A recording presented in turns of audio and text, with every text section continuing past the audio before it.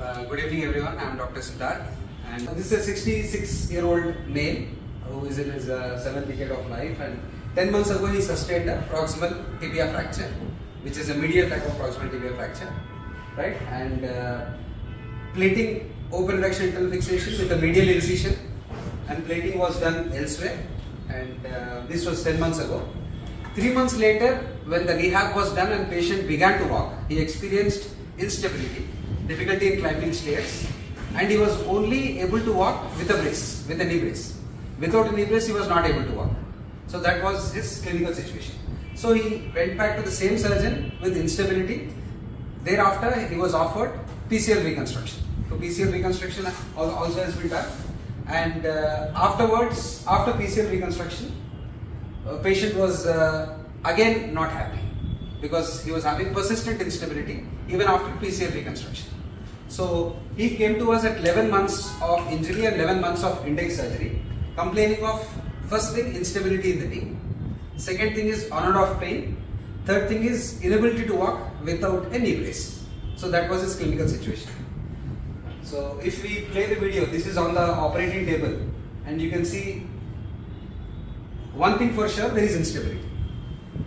So now what do you think should be the problem? Is it ACL tear? Is it a PCL tear? Is it ACL plus PCL tear? ACL. How many people think it is both ACL and PCL tear? So how do you differentiate? This is the brainstorming. How do you differentiate a combined ligamentous injury with a single PCL tear? So as you see in the video, there is an obvious sag. Even this picture you can see, there is an obvious sag. The tibial plateau is behind the femoral condyle at the joint line. So that one thing. And the other thing is there is a good endpoint anteriorly. So which means ACL is intact, PCL is completely torn. But he was reconstructed with a PCL surgery 7 months ago. So he has underwent a PCL reconstruction surgery. But still he is complaining of posterior sag. So what do you do? Is it a failure of a surgery or something else is happening? Now there are 3 things here. One is malunited, one is medial proximal tibia fracture that was fixed. Second thing is PCL reconstruction that was done. Third thing is persistent instability in spite of PCL reconstruction. So now you think ACL is abnormal, why is he having instability? But there is sag. So something is wrong with the PCL only, right? Till now. But now we'll go and see the X-ray. We'll see if the problem is in the PCL graft that was done, surgery was probably not done properly, or there's something else happening. This we will see in the next day. So this was the X-ray. This is pre-operation, our operation. 2 operations were done. First operation was medial proximal tibial plating. This is Indian SS plate, and this is buttons for PCL. So any comment on the buttons, position of the button in PCL reconstruction? Is the tunnel okay? Is the position of the button okay? More or less it's fine. The position of the femoral tunnel of PCL reconstruction, the button is at the appropriate position, right? It's at the appropriate position, it's not too horizontal, not too vertical, it is fine. This is the screw. The screw position is also fine, which means he's exiting somewhere here, which means he's at least 18 to 20 mm from the joint line, which is again fine. So the position of the tibial tunnel is also fine, the position of the femoral tunnel is also fine. So that means we should assume that the graft is fine. Although we have to look at an MRI and see ACL and PCL. And this is a plate. Anything abnormal you find on the X-ray? Anything abnormal? Tibial slope, tibial slope. So the tibial slope is completely reversed. Usually there is a posterior tibial slope, but this is an anterior tibial slope. So because of malunited, rather it has united in this position because it was fixed in this position. We usually see AP view in proximal tibia fixation. Sometimes you don't see a lateral. Where the AP view looks so good, we feel sometimes there is no point in seeing the lateral. But the fragment and the slope was reversed with an reversed anterior tibial slope instead of a posterior tibial slope. Maybe it was a hyperextension injury that the surgeon has overlooked that. Right. So because of reversed tibial slope in this clinical situation, the graft of PCL, which was reconstructed well, is at a biomechanical disadvantage, because this position will make the PCL graft lax. Although the graft is not torn, although the graft is fixed at appropriate position, at good fixation, suspensory and aperture fit on both sides, the graft is not functioning, it is lax because the slope is reversed, which was probably overlooked in the second surgery also. Probably. Right? So we did the third surgery for him, which is, so what is the diagnosis? So this much information you have, is it ACL, is it PCL, is it ACL plus PCL or something else? So here the answer is something else. The problem is because of reversal of tibial slope, which is placing the PCL at a biomechanical disadvantage, thereby it is acting as if PCL is deficient. Although PCL is fine, the graft is fine and the graft is fixed at appropriate positions. So what do we do for this? What do we do for this? Do we reconstruct the PCL? PCL is already reconstructed. Do we redo the PCL that was done before? Yes. Before. Change the slope. Yeah? Change the slope first. Change the slope. Then do. Change the slope and have PCL reconstruction standby. Definitely you should have PCL reconstruction standby. But reverse the slope and see if the laxity is correct. What is the patient's first complaint? Instability. The second complaint is occasional pain. So the instability is corrected by one surgery. Nothing better than that. So next. So if I have to do an osteotomy for correcting the slope, which osteotomy will I do? Medial open wedge, lateral closed wedge, anterior, posterior, which osteotomy? So now this is a question we usually don't encounter in our OP. Even in our OT. The day before OT you think of surgery. What you have to do. So medial open wedge straightforward, lateral closed straightforward for the valgus, and for the varus knee you do medial open wedge. But this is something slope correction which we don't see on a regular basis. So we were looking at literature, so this is a PubMed thing. There are 328 articles on slope correction. But 99% of these articles are for ACL patients, not for PCL patients. So in recurrent ACL deficiency, how to correct the slope. These were there. But on PCL, there are very few articles. Next. So if I changed the search item, there are very few articles which are found as That we have already searched in another one. Yeah, so this is the other one, sorry. So the total number of articles with tibial slope correction were 328.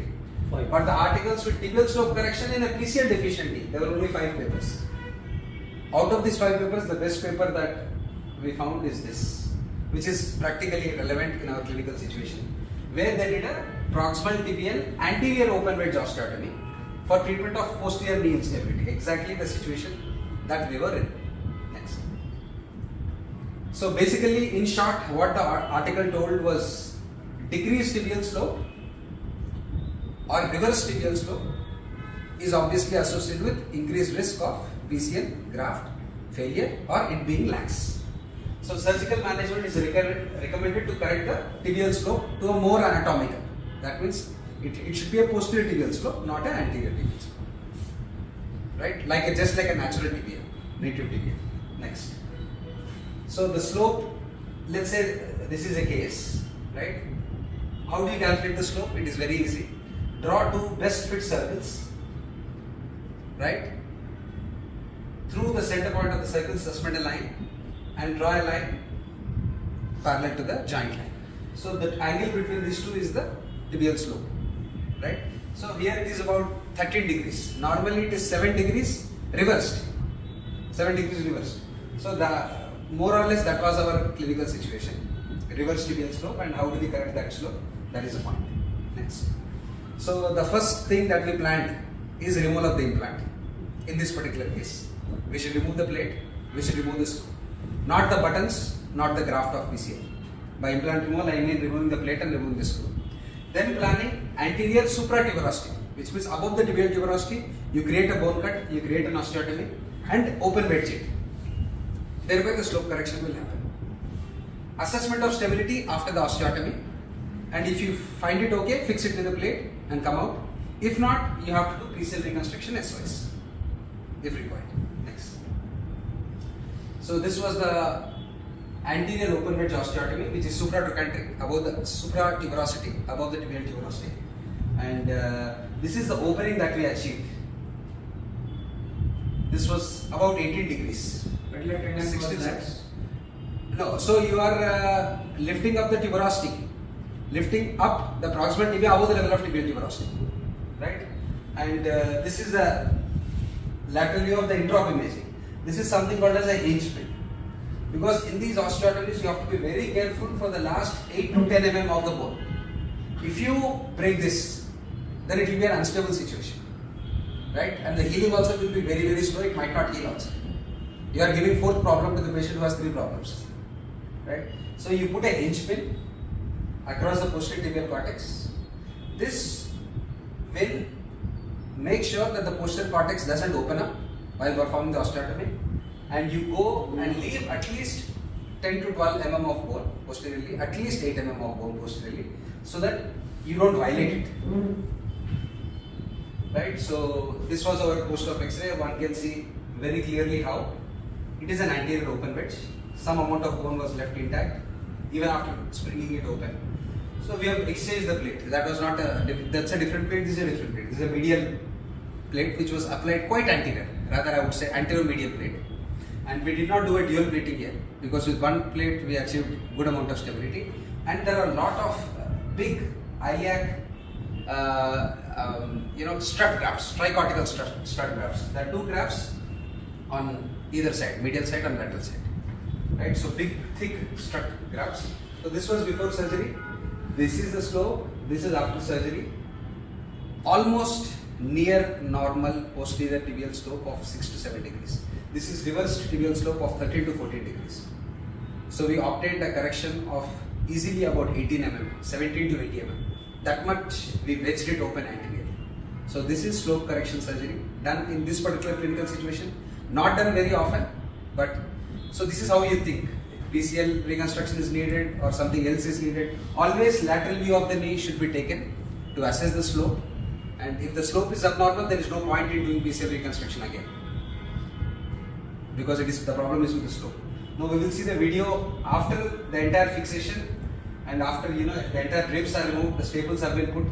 So this is a stability that was achieved after the surgery. You can remember how lax it was before the surgery.